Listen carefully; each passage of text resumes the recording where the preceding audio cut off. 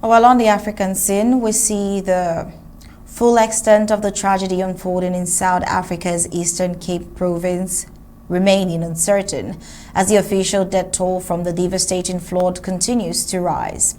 Now, what began as heavy seasonal rainfall has spiraled into one of the most deadly natural disasters in the region in recent memory. Authorities last reported that at least 101 people have lost their lives, but rescue workers caution that the figure is expected to climb further as operations continue. Entire communities have been left reeling with widespread destruction to homes, infrastructure, and essential services, compounding the humanitarian crisis. Tragically, the floods have claimed the lives of 38 children, a stark reminder of the disaster's profound toll on the most vulnerable. The youngest victim is believed to be an infant barely 12 months old, emphasizing the heartbreak faced by families across the province. 7 of the recovered bodies remain unidentified, adding to the anguish of those still searching for missing loved ones.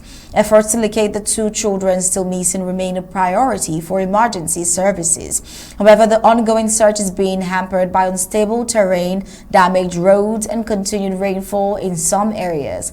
Rescue teams, many working under extreme conditions, are combing through debris, swollen rivers, and mudslides in a race against time. In addition to the loss of life, the floods have displaced thousands, with many residents forced to seek temporary shelter in overcrowded community centers or schools. Access to clean water, food, and medical care remains limited in several affected areas, raising concerns about a secondary crisis involving disease and hunger. Government officials have pledged additional resources and have declared certain district disaster zones to accelerate aid. However, residents and local leaders have voiced frustration over the pace of the response and the lack of infrastructure investment that many have helped mitigate the disaster's impact.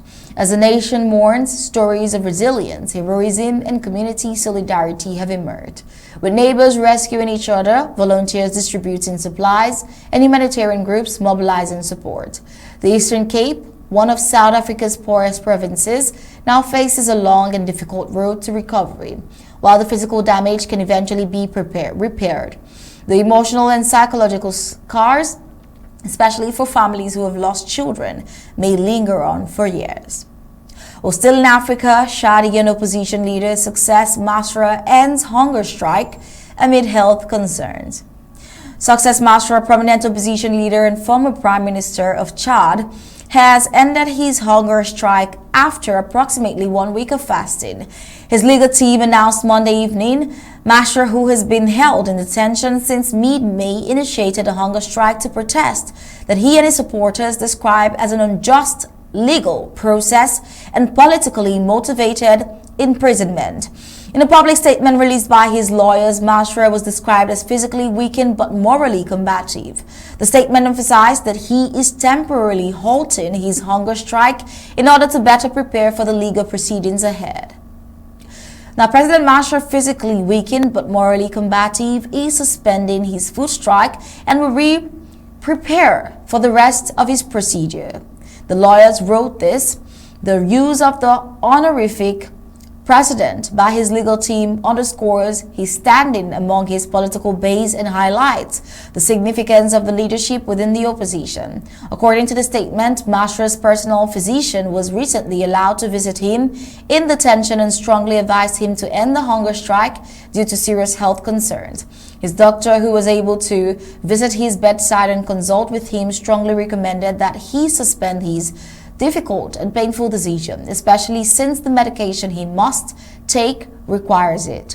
The lawyers explained this, and Masra's arrest came during a tense political climate in Chad, following disputed elections and ongoing civil unrest. His detention has drawn criticism from international human rights organizations and provoked concerns among foreign governments about the state of political freedoms and judicial independence in Chad. Though he has now ended his hunger strike, Masra's supporters say he remains resolute in his struggle for democracy and justice.